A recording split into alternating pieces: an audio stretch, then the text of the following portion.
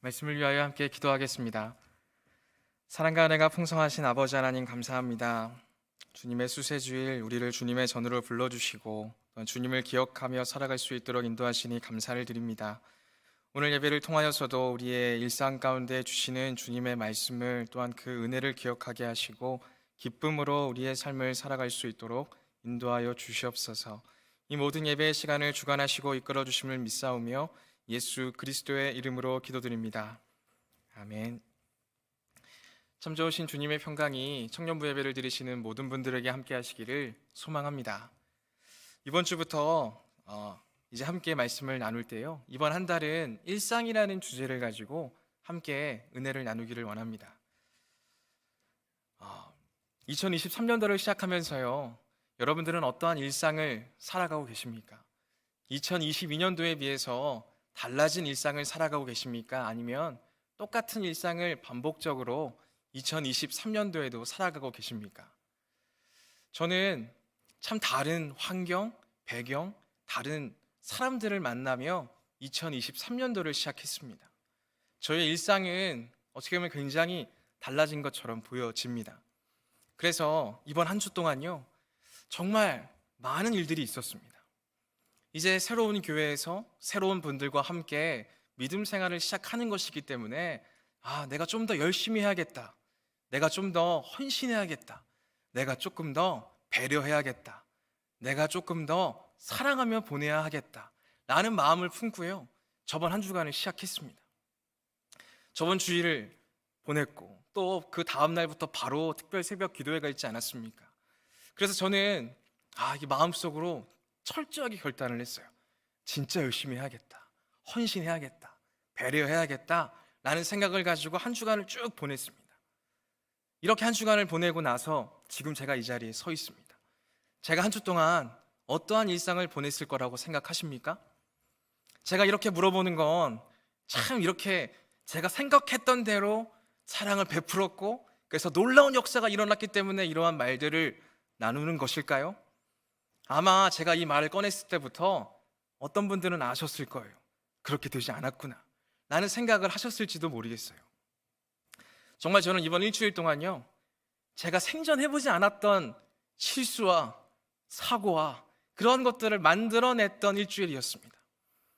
그래서 제가 어떤 일이 있었냐면, 제가 정말 특별 새벽 집회니까 정말 성도분들이 따뜻할 수 있도록 난방기도 잘 이렇게 설치해 드리고 또 많은 순서지도 전달해 드리고 또 어떠한 일들이 있으면 내가 먼저 하고 막 이러한 마음에 가득 차 있었거든요. 그래서 특별 새벽 집회를 딱 이제 시작했을 때 그러한 마음으로 무슨 일만 있으면 뛰쳐나가서 막 했어요. 그래서 이제 예배가 시작하고 순서지를 또 막 정리하고 이제 그 탁자를 옮길 시간이 돼서 제가 또 막 나서서 제가 옮기겠습니다 라고 해서 막 탁자를 옮겼어요. 딱 열심히 옮기고 있는데 뭔가에 탁 걸렸어요. 탁 걸렸는데 딱 보니까요, 난방기 전선에 제 발이 탁 걸린 거예요. 걸리는 거야 걸릴 수 있잖아요. 딱 걸렸는데 그래도 넘어지지 않았다. 참 잘했다. 스스로 만족해하면서 딱 내려놨어요. 근데 뒤로 돌아보는 순간 난방기가 작동을 하지 않는 거예요. 그때부터 저의 마음과 정신은 이게 내가 지금 여기에 있는 건가 어디에 있는 건가, 그때부터 혼미해지기 시작하는 거예요. 그리고 나서 새벽 기도를 열심히 들으면서 기도했어요. 하나님, 난방기를 살려주십시오. 이러한 기도를 드리고 이제 딱 나가서 난방기에 다시 전원을 딱 넣고 전원 버튼을 누르면 나오겠지 라는 생각을 품고 눌렀는데 아무런 반응을 하지 않는 거예요. 그래, 오늘 하루는 뭐 스스로 이렇게 좀 정비할 시간이 필요하겠지, 내일은 켜주시겠지 라는 마음을 가지고 그 다음날 나왔는데도 역시 켜지지 않는 거예요. 그때부터 제 머릿속이 굉장히 복잡해지기 시작하는 거예요. 왜 이럴까? 나는 더 열심히 하려고 했는데. 그래도 어떻게 마음을 정리했습니다. 어떻게 마음을 또 다잡았습니다. 그리고 나서 또 열심히 새벽 기도를 드리고 또 한 주간의 사역에 임했어요. 그리고 어떤 날 이제 차를 주차를 하는데요, 또 그때 더 배려해야지, 더 섬겨야지 라고 하는 마음이 제 마음 가운데 가득 찼어요. 그래서 이게 이중주차를 해야 되는 자리가 있는데 이중주차를 할 때 내 양옆에 사람들이 문콕하지 않을 수 있도록, 나 때문에 더 힘들게 내리지 않을 수 있도록 이 옆에를 진짜 내가 잘 대보자 라는 마음을 가지고요, 양옆을 잘 살피면서 후면 주차를 막 했어요. 이 정도면 되겠다. 조금만 더 넣을까? 딱 넣는데 갑자기 부지직 소리가 나는 거예요. 뒤에 있는 차를 박은 거예요. 그렇게 받고 나서 또 멘붕이 2차적으로 또 오는 거예요. 난방기에 이어서 자동차 사고까지. 내가 정말 이곳에 오면 안 되는 것이었나라는 생각까지 할 정도로 정말 일주일 동안 너무 힘들었어요. 너무 힘든데 우리 또 1청, 2청, 3청 전도사님, 목사님들 볼 때 그 힘든 마음으로 보면 또 안 되잖아요. 또 막 마음은 굉장히 힘든데 또 우리 전도사님, 목사님 보면 웃음으로 또 대해드리고, 우리 전도사님, 목사님들은요 저를 보고 그런 생각은 못 하셨을 거예요. 근데 그때 제 마음은 제 마음속이 아니었어요. 마음속으로는 어떻게 해야 되냐, 그냥 이대로 떠나야 하나, 굉장히 복잡한 마음이 제 안에 있었어요. 그리고 나서 집에 가서도 제 아내한테 이런 이야기를 하소연을 했어요. 오늘 내가 난방기도 고장내고 차도 박았다고. 나 어제 어떻게 해야 되냐고. 근데 그 이야기를 제 아내가 듣자마자요 더 속상해하는 거예요. 왜 그랬냐고. 왜 그렇게 했냐고. 아니 평상시에 하던 대로 하면 될 것을 왜 더 열심히 하려고 하고 왜 더 하려고 하는 마음으로 그렇게 했냐고. 이런 말을 저에게 하는 거예요. 저는 이제까지 난방기를 고장낸 적도 없고요, 교통사고를 내본 적도 없어요. 근데 이번 일주일 동안 한 번도 해보지 않았던 그 두 가지의 실수를 일으켰다는 거죠. 그러면서 생각하게 되는 거예요. 왜 내가 더 열심히 하려고 했을까? 왜 내가 더 배려하려고 했을까? 무언가 더 해나가려고 했을까? 라는 생각들을 해보게 되었다는 것입니다.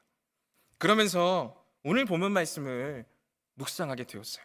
오늘 본문 말씀은요, 이러한 사건 사고가 많이 일어나고 나서 결정한 본문이 아니에요.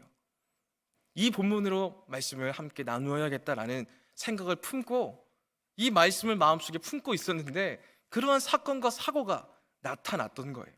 그리고 나서 이 말씀을 다시 묵상하니까요 조금씩 다르게 보이더라고요. 사실 오늘 말씀은요 제가 굉장히 이해가 되지 않는 말씀 중에 하나입니다. 오늘 말씀이 우리 22절 말씀부터 함께 읽었는데요, 22절 말씀에 이렇게 기록되어 있습니다. 사람이 해 아래에서 행하는 모든 수고와 마음에 애쓰는 것이 무슨 소득이 있으랴.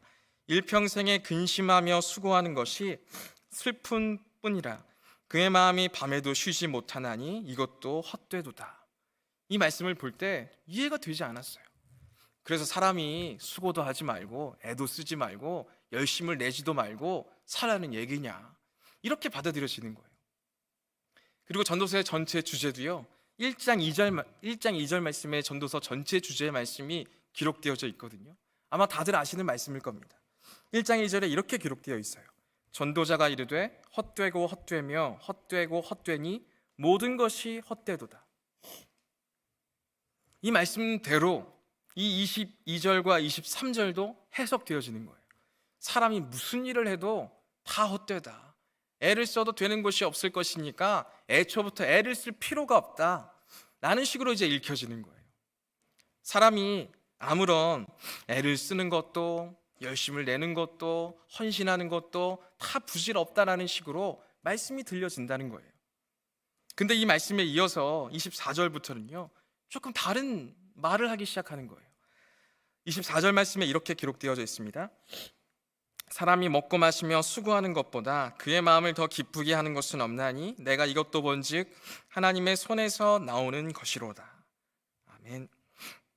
이 말씀을 보면 앞에서는 열심을 내지 말라고 했는데, 다 부질없다고 했는데, 다 쓸모없다고 했는데, 헛되다고 했는데, 갑자기 먹고 마시며 수고하는 것보다 그의 마음을 기쁘게 하는 것이 없다 라고 기록하고 있다는 것입니다. 그럼 앞에서의 맥락과 이어서 생각을 해보면요, 열심을 낼 필요도 없고 그냥 하루하루 즐기며 살면 된다. 그냥 살자. 뭘 또 계획하고 뭘 또 수고하고 뭘 또 애쓰고 하냐. 그냥 하루하루 즐기면서 살자. 약간 이런 식으로 받아들여지는 거예요. 그러다 보니까 이 말씀이 전혀 막 마음에 은혜가 되지도 않고, 이 말씀을 볼 때마다 왜 이런 말씀을 하고 계신 것일까 라는 생각만 하게 된다는 거죠. 근데 제가 저번 주간에 그 한 주 동안 그러한 사건들을 보내고 나서요 이 말씀들이 다르게 보여지기 시작하는 거예요.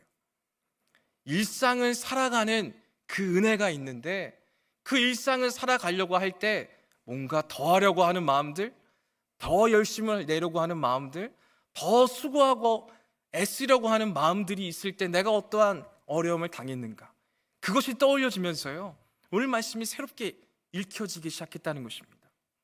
그러면서 솔로몬에 대해서 다시 한번 생각해 보게 되더라고요. 전도서는 전통적으로 솔로몬이 기록한 책이라고 우리가 알고 있지 않습니까? 솔로몬은 얼마나 지혜로운 사람이었어요. 얼마나 슬기로운 사람이었어요. 다윗의 뒤를 이어서 왕이 되었고, 이 솔로몬의 시대 때 정말 나라가 강건해졌습니다. 나라가 튼튼해졌어요. 든든히 세워졌어요. 그리고 솔로몬이 왕으로서 지혜가 넘쳐나다 보니까 어떠한 문제도 일어나지 않을 것만 같은 그러한 모습으로 처음에 세워졌습니다. 그러다가 우리가 다들 아는 것처럼 솔로몬은 어떻게 됐습니까? 타락했지 않습니까? 이방 여인들을 아내로 받아들이고, 또 그들이 가지고 온 모든 우상의 문화들을 받아들이게 되면서 무너지게 되는 모습들을 우리에게 보여주었다는 것이죠. 근데 왜 이렇게 솔로몬이 무너지게 되었을까라는 거죠. 분명 솔로몬은 말씀 초반에서부터요, 지혜가 있어서 그 어떤 것으로부터 넘어지지 않을 수 있었을 터인데 왜 그랬을까? 한번 묵상을 하면서 생각을 해보니까요, 솔로몬이 무언가 더 하려고 하지 않았을까? 지혜를 가지고 더 무언가를 이끌어가고, 더 무언가를 세워가고, 더 든든하게 세워나가고자 하는 마음이 그의 마음에 있었지 않았을까? 백성들은 늘 해왔던 일상이 있는데 그 일상을 깨고 내가 말하는 이 비전대로, 내가 말하는 방향대로, 내가 말하는 길대로 가는 게 맞다라고 여기면서 혼자서만 앞장서 나갔던 것이 아닐까. 그러면서부터 무너지게 되고 흔들리게 되고 낙심하게 되는 사건들을 경험하지 않았을까라는 것입니다. 제가 고등학생 때도요, 학교에 물리 선생님이 계셨어요. 제가 이과였기 때문에 물리 수업을 정말 잘 들어야만 했었거든요. 근데 고등학교 3학년이 딱 됐을 때요, 물리 선생님이 이제 어떤 분이 된다는 소식이 들려왔어요. 그때 많은 학생들이 기대했어요. 왜냐하면 그 물리 선생님은 정말 천재라는 거예요. 천재 물리 선생님이 우리 학교에 오니까, 우리 이제 고3을 가리키니까, 야, 정말 우리 이과생들은 열심히 배울 수 있겠다, 잘 배울 수 있겠다 라는 생각을 품었어요. 그리고 이제 수업을 딱 들었습니다. 수업을 딱 듣는데요, 무슨 말을 하시는지 모르겠어요. 여러분들도 아마 경험해 보셨을지는 모르겠어요. 천재들이 하는 말은요, 저 같은 범죄는 이해할 수가 없어요. 천재들은 근데 찰떡같이 알아듣더라고요. 근데 저는요, 그때부터 물리를 내려놔야겠다, 갑자기 생각이 바뀌었어요. 솔로몬도 그랬지 않았을까요? 솔로몬은 정말 지혜롭고 천재적인 사람이잖아요. 그가 제시하는 비전과 그가 제시하는 모든 것들은 정말 탁월했을 거예요. 하지만 그를 따르는 수많은 신하들, 수많은 백성들은 솔로몬답지 않았다는 거죠. 그가 제시하는 비전과 방향성, 길, 탁월한 줄은 알지만 그것을 따라가기에 부족함을 여기지 않았을까라는 것입니다. 그러다 보니 수많은 사람들이 솔로몬의 말대로 따라오지 않았고, 그렇기 때문에 그의 말들을 잘 들어주는 이방 여인들의 그러한 문화들에 심취했지 않았을까라는 묵상을 하게 되더라고요. 그러면서 오늘 말씀이 그런 식으로 해석해 볼 수 있겠더라고요. 내가 일상을 살아가면서 무언가 더 하고 싶은 생각들, 무언가 더 이루고자 하는 마음들, 그 마음들로 많은 것들을 해봤지만 다 헛되더라. 오히려 내게 주신 일상을 그 일상에 맞게 살아가는 것이, 그것이 하나님의 은혜라는 것을 깨달았지 않았을까라는 것입니다. 저도 이 말씀을 바라보면서요, 한편으로는 위로를 얻었어요. 그래, 뭔가 더 하려고 하지 말자, 더 섬기려고 하지 말자, 더 사랑하려고 하지 말자. 이미 내가 해왔던 대로, 이미 내가 경험했던 대로, 이미 내가 걸어왔던 대로 걸어가자 라는 생각을 다시금 품었습니다. 이러한 생각을 품고 이제 주어진 한 주간을 또 보내고자 합니다. 근데 또 제가 다음 주 되면 또 말이 달라질지도 모르겠어요. 하지만 이 말씀을 저에게 주시면서 그러한 나의 일상을 돌아봐야 함에 대해서 저에게 말씀해 주셨다는 것이죠. 실제로 말씀 가운데에서도요, 그러한 모습을 우리에게 나타내 주실 때가 참으로 많이 있습니다. 창세기에도 아담과 하와를 하나님께서 만드셨잖아요. 만드시고 나서 아담과 하와에게 이 에덴 동산에 있는 모든 것들을 맡겨주셨어요. 그곳에 있는 열매들을 마음껏 먹어도 되고, 그곳에 있는 동물들과 언제든지 즐겁게 보낼 수 있는 일상을 허락해 주셨어요. 근데 그들의 마음 가운데 내가 더 나은 존재가 되고 싶다, 내가 더 많은 것들을 알고 싶다 라는 생각이 그들의 마음 가운데 들어오자마자 어떠한 일들이 나타났어요. 하나님께서 먹지 말라고 하셨던 그 선악과를 먹게 되는 일들이 말씀에 나타나고 있다는 것입니다. 요셉을 봐도 알 수 있어요. 요셉은 꿈꾸는 사람이었지 않습니까? 그리고 아버지 야곱에게 큰 사랑을 받는 사람이었어요. 그리고 정말 곱게 자랐어요. 곱게 자랐기 때문에 어떠한 일들이 있으면요, 그의 형들은 다 밖에 나가서 일을 했지만 요셉은 일을 하지 않았어요. 그리고 정말 깨끗한 옷, 채색 옷을 입으면서 그의 일상을 보냈어요. 그러다가 요셉이 내가 형들을 위해서 조금 더 사랑의 모습을 나타내야지 라는 생각을 품기 시작했다는 거예요. 그래서 그가 어떻게 했어요? 멀찍이 가서 양을 치고 있는 형들을 위해서 그가 먼 거리를 달려가지 않습니까? 그렇게 걸어가게 되자 그 가운데 나타나는 형들의 질투와 증오가 그를 죽이려고 하는 마음까지, 그리고 결국에는 그를 팔아버리게 되는 모습까지 이어지게 되지 않았느냐라는 거예요. 그의 일상을 깨는 모습 가운데 그러한 실수와 사고가 나타났음을 우리는 알 수 있다는 것입니다. 모세를 통해서도 우리는 그 일상을 유지하는 것이 얼마나 우리에게 은혜가 되어지는지를 알 수 있다는 거죠. 모세는 미디안 광야에서 40년 동안 떠돌아 생활하지 않습니까? 양을 치면서 그의 삶을 하루하루 보내고 있었어요. 그러다가 그의 나이 80세 때 하나님을 만나게 되는 사건을 그리고 있습니다. 그리고 하나님께서는 모세를 보내시는 거예요. 이스라엘 백성들이 지금 고난 가운데 부르짖고 있으니 너가 속히 가서 너가 지금까지 미디안 광야에서 양을 쳤던 것처럼 이스라엘 백성들을 그렇게 양을 치듯이 도와라 라고 해서 보내려고 하잖아요.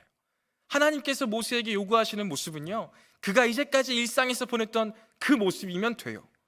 근데 모세는 하나님의 부르심을 받을 때 거절하잖아요. 왜요? 더 잘할 수 없을 것 같으니까요. 내가 그 자리를 감당할 수 없을 것 같으니까요. 뭔가 더 하려고 하는 그의 마음이 있었기 때문에 그 자리를 거절했다는 것을 우리가 알 수 있다는 거죠. 하지만 하나님께서는 말씀하시는 거죠. 그냥 가면 된다. 너가 할 건 따로 없다. 너는 이제까지 양을 치듯이 이스라엘 백성들을 치면 된다 라고 말씀을 해주심에도 불구하고 계속해서 모세는 그래도 좀 더 해야 되잖아요, 더 뭔가를 해야 되잖아요 라는 식으로 이야기하고 있다는 거죠. 그래서 하나님께서는 아론을 붙여주시잖아요. 말을 잘 못한다면 말 잘하는 아론을 붙여주겠다. 근데 우리가 말씀을 보면요, 아론이 말하는 부분은 정말 적어요. 모세가 주로 이야기를 하고 있다는 거예요. 아마 모세는 미디안 광야에서 양을 치는 것처럼 이스라엘 백성들을 쳐나가면서 그가 원래 하는 말들을 그대로 했을 거예요. 그러한 일상을 지켜내고자 했을 때 나타나는 하나님의 은혜가 있다는 거죠. 하지만 자기가 그러한 일상 가운데 더 무언가를 해나가려고 하고 더 무엇인가를 이루고자 하는 마음이 있게 될 때 더 실패하게 되고 무너지게 되는 모습들을 우리가 맞닥뜨릴 수 있다는 거죠. 다윗도 그러했습니다.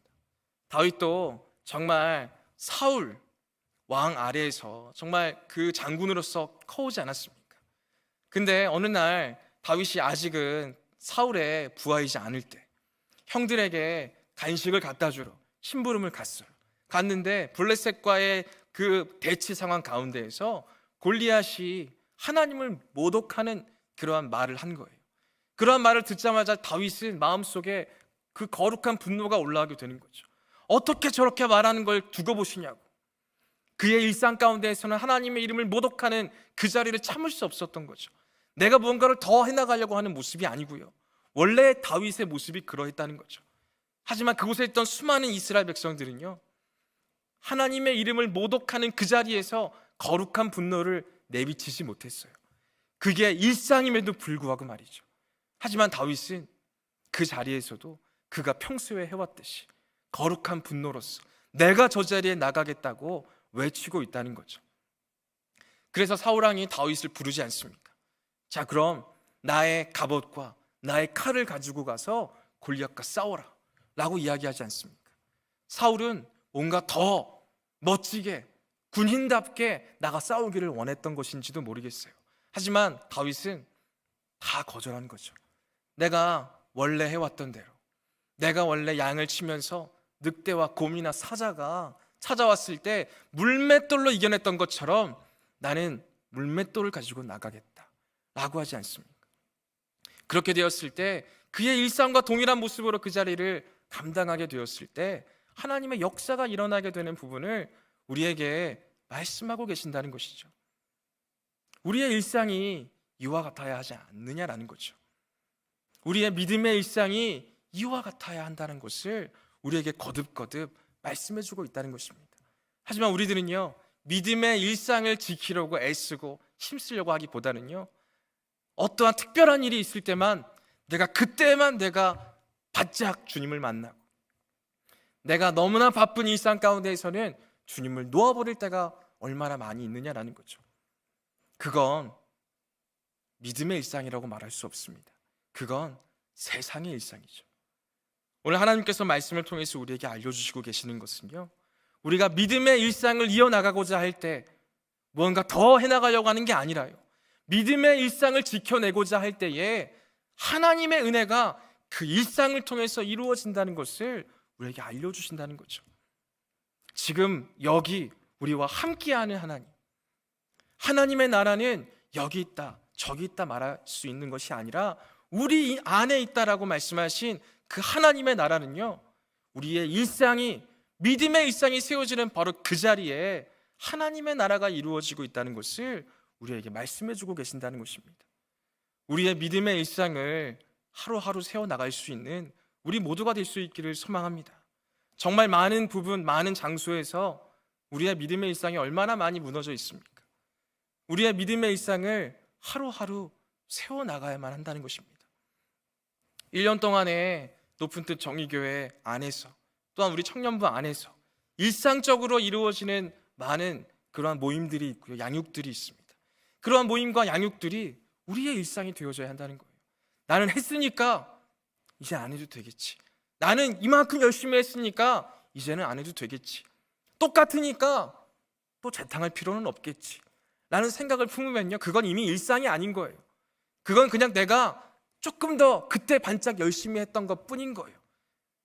다들 아마 아실 거예요. 내가 반짝 열심히 했을 때 그때 내가 은혜를 충만히 얻었지만 그 일상을 무너뜨리게 되었을 때는요, 그 은혜가 삽시간에 없어진다는 것을 다 경험하셨을 거예요. 우리 안에 있는 하나님의 나라, 또 그 하나님의 나라를 통해 은혜를 경험하게 되는 것은요, 우리가 믿음의 일상을 하루하루 보내게 될 때 그 일상을 통해서 우리에게 은혜가 주어진다는 것을 우리가 알 수 있어야 한다는 것입니다. 오늘 말씀을 통하여서 우리가 그 일상을 회복하는 것이 얼마나 중요한지를 깨달을 수 있기를 소망합니다.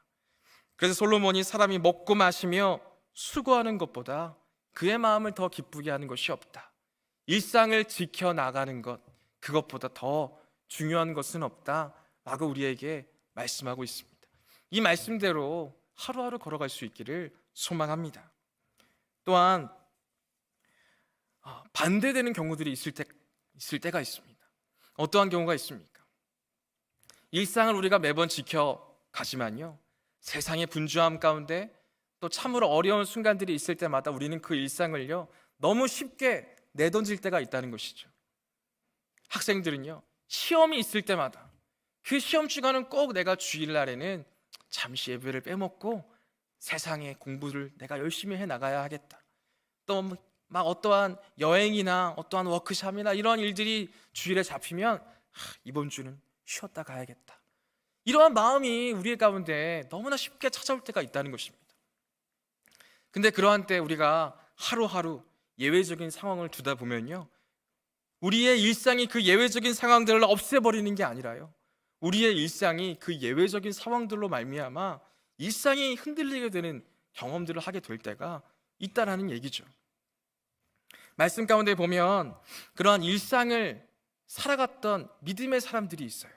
창세기 보면 우리가 다들 아시는 것처럼 믿음의 선조인 아브라함이 있지 않습니까? 이 아브라함은요, 정말 매 순간순간마다 하나님께 제사를 드렸어요. 그게 그의 일상이었어요. 믿음의 일상이었어요. 어떠한 일이 있을 때마다, 또한 감사한 일이 있을 때마다 하루하루 주님께 예배하기 위해서 아브라함은 제사를 드렸어요. 그러한 믿음의 일상을 지켜냈어요. 근데 바로 그때 하나님께서 이 아브라함에게 말씀하시는 거죠. 너의 아들 이삭을 내게 바쳐라 라고 말씀하신다는 거죠. 그의 일상을 지켜낼 수 없는 너무나도 잔인한 하나님의 말씀이셨어요. 그의 일상을 포기할 수밖에 없는 자리였어요. 하지만 아브라함은 그 일상을 놓치지 않았다는 거죠. 매번 드렸던 예배의 자리, 제사의 자리, 그 자리에 이삭을 데려가지 않습니까? 이삭을 데려가서 매번 드렸던 대로 이삭을 하나님께 제물로 드리는 거죠. 그 자리를 통하여 하나님께서 역사하신다는 것을 우리가 알 수 있지 않습니까? 그 자리를 통해서 아브라함의 믿음은 하나님께서 칭찬하시는 믿음이 되어졌다는 거죠. 그의 믿음은 뭔가 더 하려고 하는 마음 가운데 나타났던 믿음이 아닌 거예요. 그의 일상을 지켜냈던 그 믿음이었던 거예요. 그 믿음이었기 때문에 아브라함의 믿음이 하나님께서 칭찬하시는 믿음이 되어지는 거죠. 또 우리가 어떠한 말씀을 볼 수 있습니까? 다니엘의 세 친구를 볼 수 있어요. 다니엘의 세 친구도 정말 믿음을 가지지 못하는 그러한 상황을 맞닥뜨립니다. 금신상에 절을 하지 않으면 풀무불에 다 들어가게 되는 그러한 일생일대의 위기 앞에, 그래서 더 이상 내가 하나님 앞에서만 예배하고 경배해야 하는데 하나님 앞에서가 아니라 다른 무언가에 경배하고 예배해야 되는 바로 그 자리에서 그들의 일상이 깨어질 수도 있었어요. 하지만 그들은 그들의 일상을 놓치지 않았다는 것입니다. 내가 비록 풀무불에 던져져 죽임을 당한다 할지라도 나는 나의 일상을 지켜내겠다, 나의 믿음을 지켜내겠다라는 마음을 품었다는 거죠. 또 다리오 왕 때 하나님께서 다니엘을 구해주셨던 사건들을 우리가 바라볼 수 있어요. 이 많은 신하들이 다니엘을 시기하고 질투하여서요, 다니엘이 어떻게 하는지를 다 알아서 다니엘을 겨냥한 법령을 하나 내게 됩니다. 그 법령이 뭐였습니까? 이제 앞으로는 왕 외에 어떤 신이나 어떤 왕에게도 경배하지 못하고 기도하지 못하게 하자고, 이러한 법령을 내게 됩니다. 이러한 법령을 내게 되었을 때 왕은 너무나도 좋은 법령이기 때문에 바로 도장을 찍어요. 근데 그 법령은 왕을 더 세워주고 왕에게 더 힘을 실어주기 위한 법령이 아니라요, 다니엘 한 사람을 위한, 한 사람을 제거하기 위한 법령이었다는 거예요. 하지만 다니엘은 그 법령이 있다는 것을 알았고 그 법령을 어기는 그 자리를 지켜보는 수많은 사람들이 있다 할지라도 자기가 기도하는 그 믿음의 일상을 놓치지 않았다는 것입니다. 하루 3번 예루살렘을 향한 창 앞에서 기도하는 그 자리를 놓치지 않았다는 거예요. 그리고 그 자리를 통해서 다니엘은 붙잡혔어요. 하지만 하나님께서 함께 하시는 은혜를 경험하게 되었음을 우리는 알 수 있다는 것입니다. 그러한 말씀들을 보면서 우리가 어떠한 길을 걸어가야 하겠습니까? 우리의 믿음의 일상이 어떠한 모습이어야 하겠습니까? 우리의 믿음의 일상은 코로나로 인해서 많이 꺾였습니다. 많이 꺾여졌던 그러한 모습들 앞에 다시금 일상을 세워나가지 못했던 우리들의 모습이 있다면요, 다시금 나의 믿음의 일상을 세워나가야 하는 거예요. 그리고 나의 믿음의 일상을 세워나갔지만 수많은 장애물, 수많은 방해물이 있을 때 흔들리고 예외 상황을 두기 시작하셨습니까? 오늘 말씀을 통하여서 하나님께서는요, 그러한 순간순간의 예외 상황을 두면서 믿음의 일상을 깨뜨리기를 바라시지 않는 거예요. 오히려 우리가 믿음의 일상을 세우고 그 믿음의 일상대로 우리가 기도하고 예배하는 그 자리를 통해서 하나님께서 역사해 주신다는 거죠. 이 말씀대로 우리가 그러한 믿음의 여정을 걸어갈 수 있기를 소망합니다. 이 일상을 하루하루가 기도로서, 하루하루가 말씀을 묵상하면서 그 자리를 채워나가며 하나님의 은혜를 경험하고, 정말 이 1년 동안 나의 믿음의 일상을 지켰을 때 하나님께서 이렇게 나를 돌보아 주셨습니다, 이렇게 나를 이끌어 주셨습니다 라고 고백할 수 있는 저와 모든 분들 될 수 있기를 간절히 소망합니다. 이 시간 함께 다 같이 일어나셔서 믿음과 삶이라는 찬양을 함께 드리기를 원합니다. 이 찬양을 함께 나의 입술로 고백하시면서요, 나의 고백으로 이 찬양을 드릴 수 있기를 소망합니다.